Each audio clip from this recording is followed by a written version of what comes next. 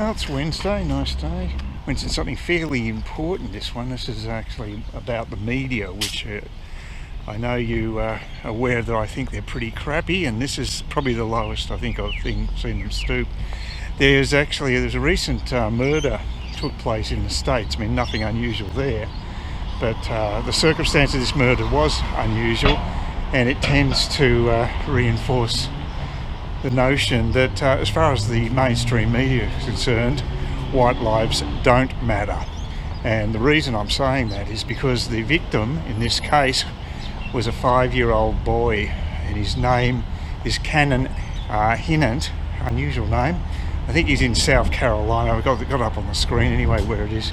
And what made it, what's really upsetting me about it is that it wasn't reported in most of the media. They just totally ignored it. The total opposite to what happened with George Floyd. And yeah, it really was a very distressing to me that the media could just basically ignore such a shocking crime. And of course the reason that they've actually ignored it is because the assailant was a 25-year-old black guy who actually happened to live just nearby where the child was killed. It's in his front yard. It's his own front yard. This Cannon kid, 5-year-old, had the whole life ahead of him, and he was just assassinated in effect. They just the neighbour just came around and shot him straight in the head, and they don't know what the motive is. And it's not like the husband, the father I should say, of Cannon, he actually had this guy over for a drink on the porch just recently prior to that particular incident. It's just bizarre. But the point is, a poor kid has had his life, his future snuffed out at 5 years of age, and the media doesn't give a stuff.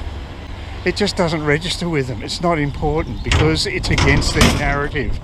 Their narrative is that it's the old Black Lives Matter thing.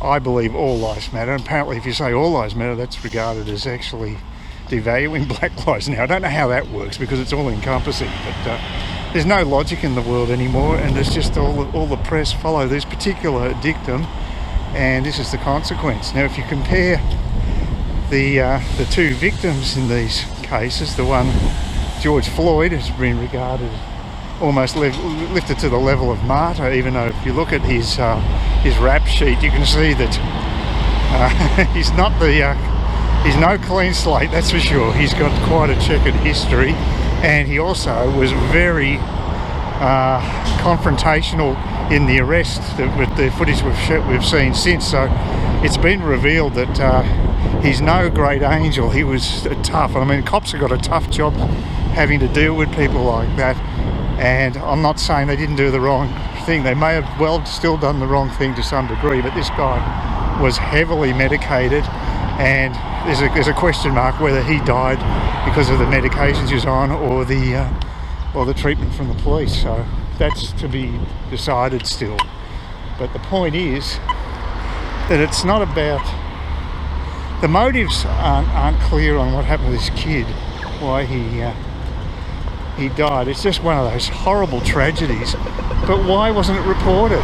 It's a tragedy that should be reported because the media is so paranoid about having some negative press about, say, a 25-year-old black guy.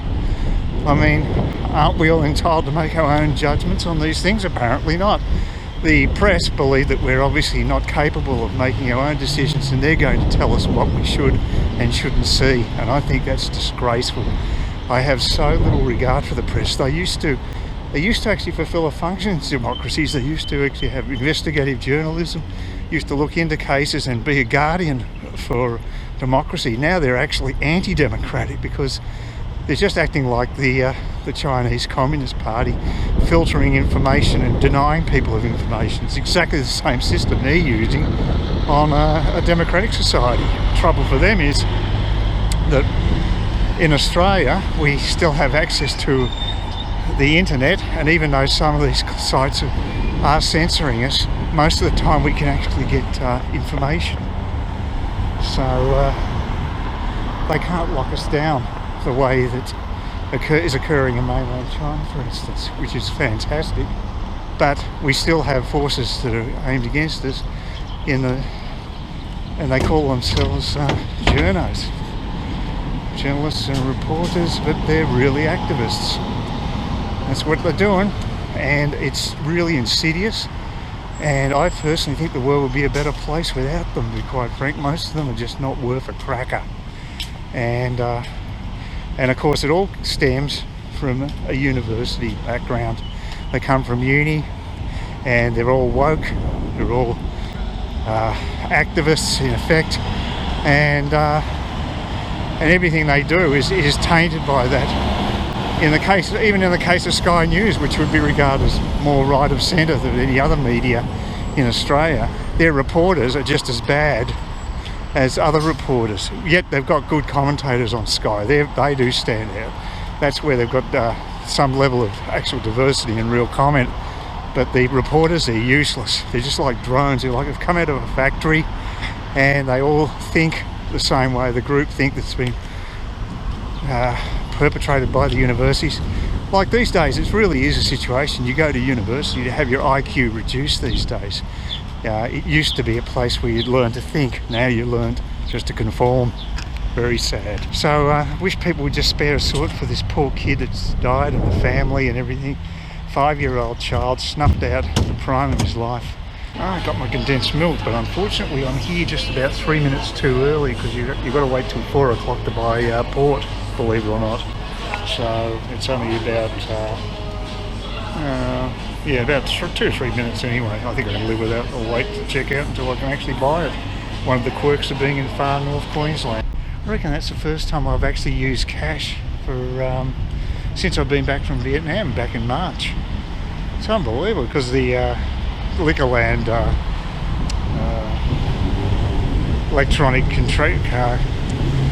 electronic swipe machines never seem to work particularly well for some reason. As you can see, the Cairns obsession with building more improvements, I guess, along here is continuing on. Virtually every footpath I've walked down has had some work done to it of recent times. Anyway,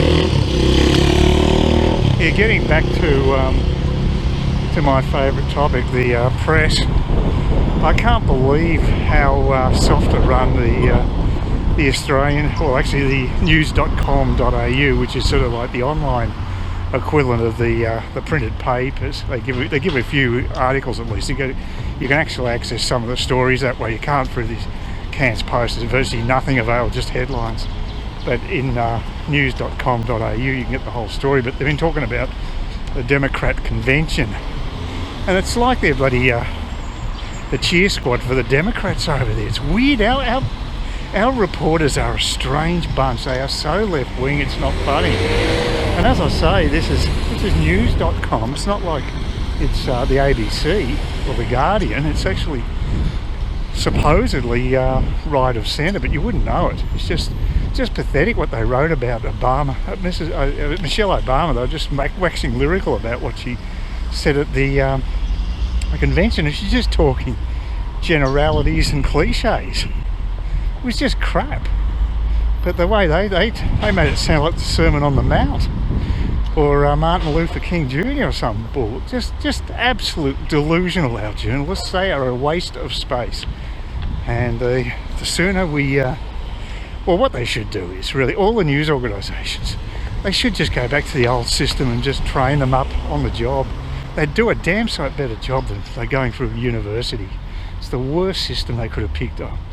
So that would be my advice. And the other thing, a major reform, is that the ABC should be concentrating on investigative journalism, which is something that the commercial operations won't do. It's just too expensive, but that would be a niche they could fill. But no one's mentioned that. Mind you, Morrison put in Ida Buttrose there, and she's been absolutely useless. All she's been good at doing is collecting a paycheck from what I can gather. She's basically had the begging bowl out for the ABC, hasn't done anything as far as reforming the organisation is concerned. Jonathan Shire failed at that as well.